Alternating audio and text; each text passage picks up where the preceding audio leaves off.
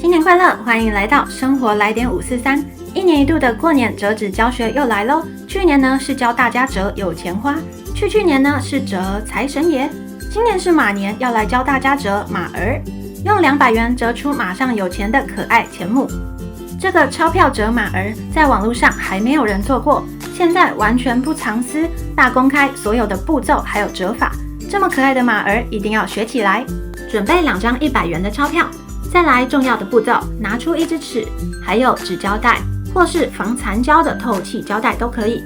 這邊要說明一下，千萬不要使用透明的膠帶直接粘在鈔票上面，粘性太強的膠帶一律都不適用，因為未來錢母如果要拆開的時候，要避免有破損的可能性，所以只能選用不會有殘膠的膠帶固定。今天我選用的是有標榜防殘膠的透氣膠帶。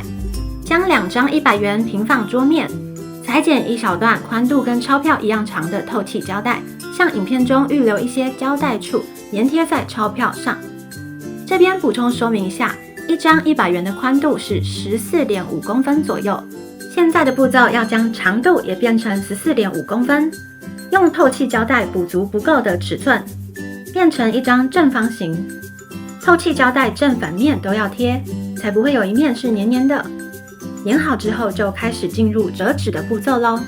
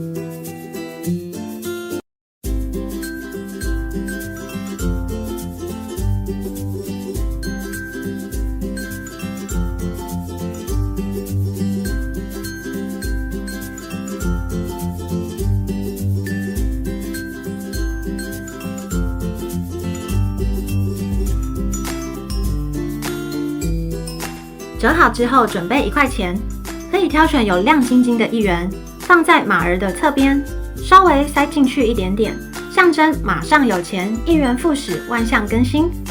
這樣子就完成了馬年可愛的招財錢母嘍。除了可愛之外，紅色的鈔票看起來喜氣洋洋，可以放在家中的財位或是辦公室的辦公桌。以上就是今天要教大家的馬年折鈔票，希望你們都會喜歡這次的折紙教學。歡迎訂閱，喜歡加分享，祝福大家新年快樂，恭喜發財，納財納福通通有，日日都是好日。今天的影片就分享到這邊嘍，我們下次見，拜拜。